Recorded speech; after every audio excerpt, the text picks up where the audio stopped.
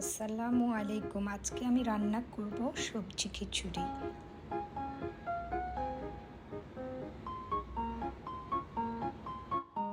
চাল ডাল ধুয়ে নিয়েছি, মিষ্টি কুমড়া, আলু, গাজর, টমেটো, কাঁচামরিচ, আদা কুচি, পেঁয়াজ কুচি, রসুন, তেল,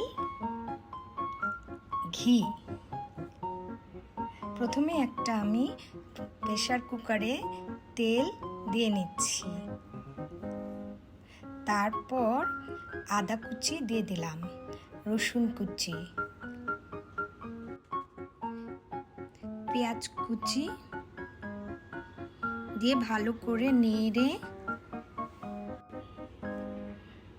এখন আমি গাজর কুচিগুলো দিয়ে দিলাম, তারপর আলু,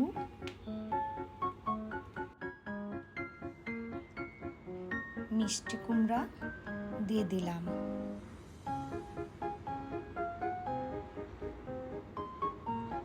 কাঁচামরিচ, হলুদের গুঁড়া হাফ চা চামচ, এরপর টমেটো কুচি দিয়ে দিলাম, তারপর ভালো করে নেড়ে চেড়ে চাল ডালগুলো প্রেসার কুকারে দিয়ে দিলাম, তারপর সবগুলো উপকরণ একসাথে ভালো করে নাড়তে থাকি,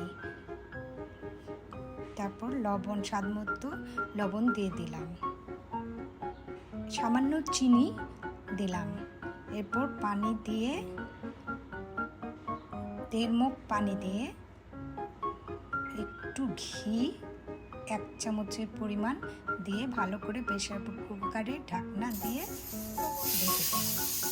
2টা শীষ আসা পর্যন্ত অপেক্ষা করতে থাকি।